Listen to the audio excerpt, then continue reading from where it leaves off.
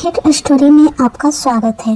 दोस्तों, आज की कहानी भाई बहन के उस रिश्ते की है जिसे सुनकर आपके पैरों तले जमीन खिसक जाएगी। अक्सर हम अपनों आंखों पर बंद करके भरोसा करते हैं, पर क्या हो जब वही भरोसा एक रात में टूट जाए। भाई, ये तुम क्या कर रहे हो? यह गलत है। प्लीज अपनी उंगली बाहर निकालो। मैं तुम्हारी बहन हूँ। मैं तुम्हें कितना शरीफ समझती थी, लेकिन भाई ने मेरी एक ना सुनी और जो जो उसके मन में था वो सब उस रात भाई ने मेरे साथ किया। आखिर यह सब कैसे हुआ, वह सब बताऊंगी आपको इस कहानी में। मैं दिल्ली की रहने वाली हूँ। मेरा नाम पायल है। मेरी उम्र करीब 28 साल है। लोग कहते हैं कि मैं दिखने में काफी अट्रैक्टिव हूँ। मैं शायद इसलिए मोहल्ले के लड़के अक्सर मुझे लेकर बातें करते हैं। मेरा परिवार बहुत छोटा है। मेरा छोटा भाई, मैं मम्मी और पापा का निधन तब हो गया था जब मैं 11 साल की थी। मम्मी को पापा की जगह बैंक में नौकरी मिल गई और उन्होंने हम दोनों को पाला। अब मैं और मेरा भाई दोनों कॉलेज आते हैं। यह 3 महीने पहले की बात है। उस दिन सोमवार था और मैं कॉलेज नहीं गई थी। मेरा भाई और मम्मी हमेशा की तरह अपने अपने कामों पर चले गए थे। घर में मैं अकेली थी और कुछ करने का मन नहीं हो रहा था। मैं सो रही थी, तभी मुझे लगा जैसे कोई मेरे पास बैठा हुआ है। मुझे महसूस हुआ कि कोई धीरे धीरे अपनी उंगली से मुझे टच कर रहा है। पहले तो मुझे समझ नहीं आया कि यह क्या हो रहा है, लेकिन जैसे ही मैंने हल्के से अपनी आंखें खोली, मैं अंदर तक हिल गई। मेरा छोटा भाई आर्यन, जिसे मैं हमेशा मासूम और शरीफ समझती थी, वही मेरे पास बैठा था। मुझे यकीन नहीं हो रहा था कि वह यही सब कर रहा है। मेरा दिल बहुत तेज धड़कने लगा था और मुझे समझ नहीं आ रहा था कि मैं क्या करूं। कुछ भी कहने की हिम्मत नहीं जुटा पाई मैं सोच रही थी कि वह ऐसा क्यों कर रहा है। क्या उसने कभी ऐसा कुछ सोचा भी था मेरे बारे में, या फिर यह सिर्फ एक गलती थी। उस पल मेरे मन में बहुत सारे ख्याल आ रहे थे। क्या मैं उसे माफ कर सकती हूँ? लेकिन साथ ही मुझे ना जाने क्यों उस पल में गुस्सा नहीं आ रहा था, बल्कि उल्टा मैं उलझन में थी। कुछ समय बीत गया और मैं अभी भी सोने का नाटक कर रही थी। तभी अचानक महसूस हुआ कि भाई मुझे हल्के से जगाने की कोशिश कर रहा है। उसकी उंगलियां मेरे कंधों पे हल्के से छू रही थी, लेकिन मैंने अपनी आंखें नहीं खोली। मैं जानती थी कि मैं पूरी तरह से जाग रही हूँ, लेकिन वह शायद सोच रहा था कि मैं गहरी नींद में हूँ। धीरे धीरे उसकी हरकतें बढ़ने लगी। पहले जहाँ वह बस हल्का स्पर्श कर रहा था, अब उसकी हिम्मत और बढ़ने लगी थी। वह मेरी कमीज के बाजू को ऊपर करने लगा था। मैं समझ नहीं पा रही थी कि वह क्या कर रहा है या क्या करना चाहता है, लेकिन मैं चुपचाप देख रही थी।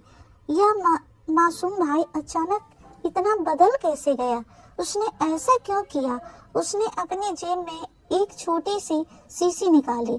मैं समझ नहीं पा रही थी कि वह मुझे नींद में क्या खिलाने की कोशिश कर रहा था। मेरे होठ बंद थे, लेकिन फिर भी उसने कोशिश की कि मैं कुछ खा लूं। मैंने सोचते हुए जानबूझकर अपने होठ थोड़े से खोल दिए। मैंने ऐसा महसूस कराया जैसे मैं नींद में हूँ और मेरे होठ अपने आप ही खुल गए हैं।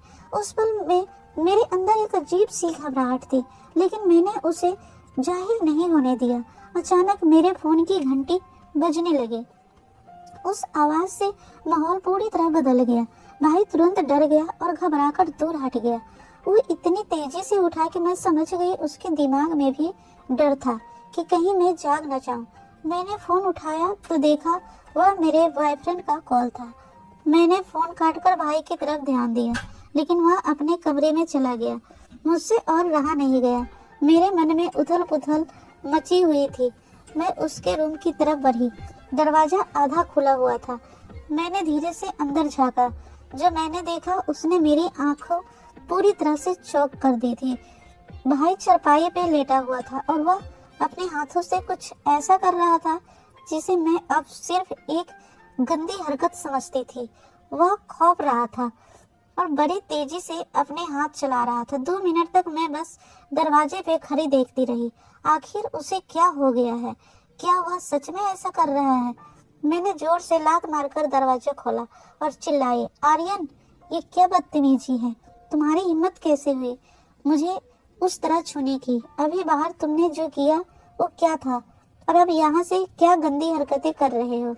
आर्यन ने जैसे ही मुझे देखा, उसके हाथ से वह चीज नीचे गिर गई। वह फुफक फुफक कर रोने लगा और मेरे पैरों में गिर गया। उसके हाथ में कोई गंदी चीज नहीं, बल्कि माँ की कैंसर की रिपोर्ट और एक सुई थी। उसने रोते हुए कहा, दीदी मुझे माफ कर दो, माँ को गले का कैंसर है और उन्होंने कसम दी थी कि आपको न बताऊं। आज आपकी उंगली में बहुत गहरा कट लग गया था और आप दर्द की दवा खाकर सोई थी।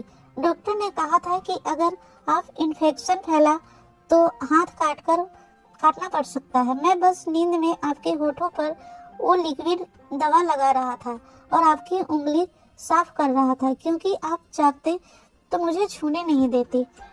उससे आगे सिसकते हुए कहा, और यहाँ दीदी, माँ की ये रिपोर्ट देखकर मुझे पैनिक अटैक आ रहे थे। मुझे डर लग रहा है कि मैं आप दोनों को खो दूंगा। मैं खुद को शांत करने के लिए डॉक्टर की दी हुई दवा का इंजेक्शन लगा रहा था, क्योंकि मेरा दम घुट रहा था। मैं पापी नहीं हूँ दीदी, मैं बस बहुत डरा हुआ हूँ। मेरी आंखों के आगे अंधेरा छा गया। मेरा सारा गुस्सा आंसुओं में बदल गया। जिसे मैं हवस का पुजारी समझ रही थी, वह तो अपनी बहन और माँ के लिए खुद को तिल तिल जा रहा था। वह उंगलियों मुझे गंदा करने के लिए नहीं, बल्कि मेरा घाव भरने के लिए उठी थी। मैंने उसे सीने से लगा लिया और हम दोनों देर तक रोते रहे। दोस्तों, शक एक ऐसा जहर है जो सबसे पवित्र रिश्तों को भी खत्म कर सकता है। कभी कभी हमारी सोच इतनी गंदी हो जाती है कि हम सामने वाले को मजबूरी नहीं देख पाते। दोस्तों, यह थी आज की हमारी कहानी।